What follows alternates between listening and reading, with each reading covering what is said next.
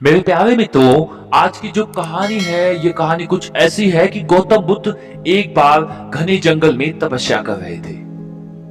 देखो, कहानी को शुरू करने से पहले आपकी जानकारी के लिए बता दूं कि गौतम बुद्ध की जो कहानियां होती हैं बहुत ही मोटिवेशनल कहानियां होती हैं। ये जिंदगी में बहुत बड़ा बदलाव कर जाती हैं। अगर आप गौतम बुद्ध को मानते हो तो एक लाइक एक सब्सक्राइब तो बनता है और इस चैनल की इस कहानी को पूरा सुनना तो बहुत ही जरूरी है।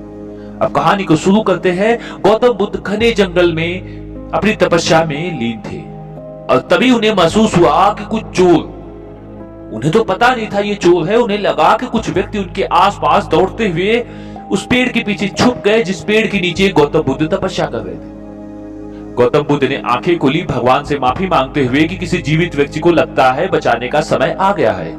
गौतम बुद्ध ने अपनी आंखें खोली और पीछे की तरफ देखा तो 3 व्यक्ति उस पेड़ के पीछे छुपे हुए थे और 2-3 व्यक्ति सामने आकर खड़े थे। उनसे पूछ रहे थे, हे महात्मा, हे ऋषि, आपने किसी 3 व्यक्ति को यहाँ भागते हुए देखा जिनके हाथ में छोटी छोटी पोटलियां थी।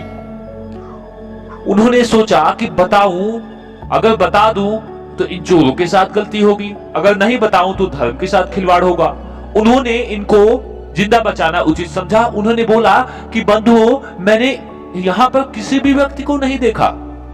अब वो तीनों व्यक्ति वहां से चले गए, लेकिन पीछे जो पेड़ के पीछे 3 चोर थे वो सामने आकर गौतम बुद्ध के पैरों में गिरकर रोने लगे। बोले, हे महाराज, हे गौतम बुद्ध महाराज, आपकी तो बस बातें हमने बड़ी बड़ी सुनी थी, आज साक्षात जान लिया कि आप कितने महान हो। इनके इस जवाब पर गौतम बुद्ध जी ने बोला, उठो और खड़े हो जाओ। वो लोग खड़े हो गए। गौतम बुद्ध जी ने अब अपनी बात कहनी शुरू की। उन्होंने बोला कि मैंने आपको नहीं बचाया, मैंने एक जीवात्मा को बचाया। आपके जो कर्म है उसका भोग दंड तो आपको अवश्य ही मिलेगा, शायद मेरे द्वारा ही मिल जाए या कोई और दे जाए, लेकिन मान के चलो कि आज आप मेरी शरण में आए तो मेरा पूरा धर्म हो गया था कि मैं आपकी रक्षा करूं, आपको बचाऊं।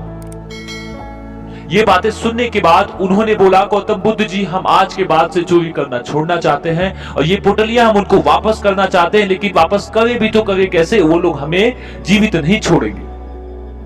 गौतम बुद्ध जी ने बोला कि बिल्कुल भी चिंता करने की जरूरत नहीं है, ये पोटली आप चुपके से उनके घर पहुंचा दो। धीरे धीरे सबका हृदय परिवर्तित होता है, जैसा आपका अभी अभी परिवर्तित होगा कि हम आज के बाद से चोरी नहीं करेंगे। आप जब पोटलियां उनके पास रखेंगे तो कुछ समय उनको गुस्सा आएगा, लेकिन धीरे धीरे वो समझ जाएंगे कि आपने बहुत अच्छा किया, उनका धन वापस लौटा दिया। चोरों ने ठीक ऐसा ही किया और कुछ दिन बाद वो सम्राट लोगों की तरह, सज्जन लोगों की तरह, सामान्य लोगों की तरह जीवन जीने लगे। इस कहानी का सार दोस्तों ये निकलता है कि अगर आप भी जिंदगी में बदलना चाहो तो अपने धर्म के रास्ते पर चलते हुए बदल सकते हो और किसी से बदला लेने की भावना मन में ना रखें। गौतम बुद्ध जी की जो कहानियां होती हैं वो कुछ न कुछ सिखा के ही जाती हैं। तो आज से सीख यही मिलती है कि धर्म पर चले और किसी से बदले की भावना बिल्कुल भी